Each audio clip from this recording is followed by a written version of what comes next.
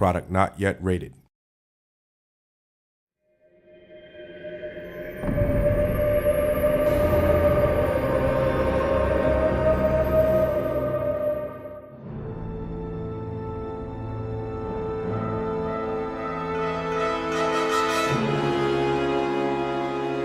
Welcome to the second episode of the Lionhead Video Diary. My name's Peter Molyneux. This episode's going to be all about combat. I got into a fight at school and I got my jaw broken. That was pretty nasty. I came away with all sorts of broken limbs and cuts and gashes and bruises and God knows what. My worst fight's probably where I just got knocked out by a midget. Well, not necessarily a midget, but he was a very small guy. Whether we like it or not, there was a lot of combat in Fable 1 and we really wanted to specialise and make something different for Fable 2. So we've looked at a couple of things. One is something that's called one-button combat. Now, a lot of people have said, you can't put combat on one button. What I hope this video diary says to you is that you can. On Fable 1, we had loads of different ideas about how we wanted to move forward with the combat. And we always would come up with a new thing, and there'd always be the standard problem of, well, how do we work this into the controls? And it was just so limiting, thinking, well, we've run out of buttons for that. How will the player actually make this happen? And by stripping back to just using one button, it's like, well, it seems the sky's the limit all of a sudden. Anything we can think of, based on the context that it's appropriate, we can do just with a single button press.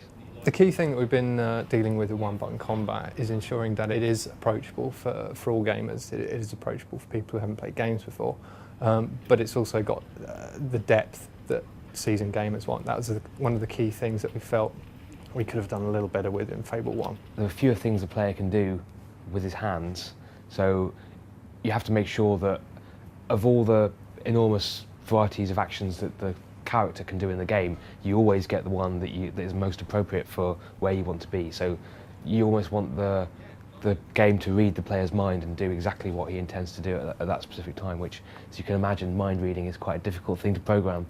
Our goal is not to make combat look realistic, it's to make it believable. We want you to feel like you're in the game, hitting the enemies. I mean, it's not a realistic game. It's got creatures in it, it's got hobs, it's got gigantic trolls, you use magic.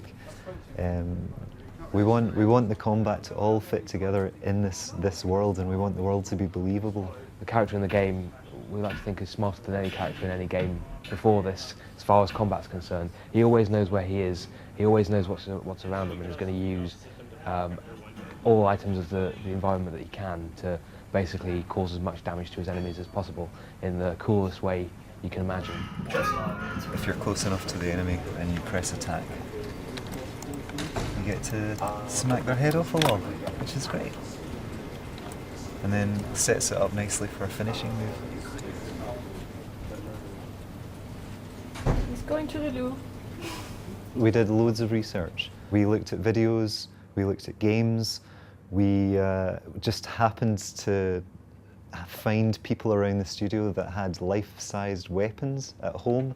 A little bit disturbing. Not completely real, but there were some life-size metal swords brought in, which it was really useful because we could go out into the car park and video ourselves doing specific moves for the hero. We also got a sword master in called Richard Ryan, who showed us how he would actually fight with a sword. Quite a scary guy. He had a guitar case full of weapons and didn't mind getting quite close to us when he was demonstrating swings and things. But that gave us a lot of ideas, a lot of new ideas.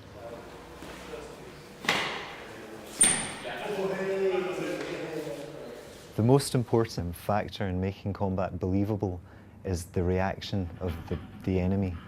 So when you hit the enemy, if they react in a way that's incredibly satisfying, it's just fantastic.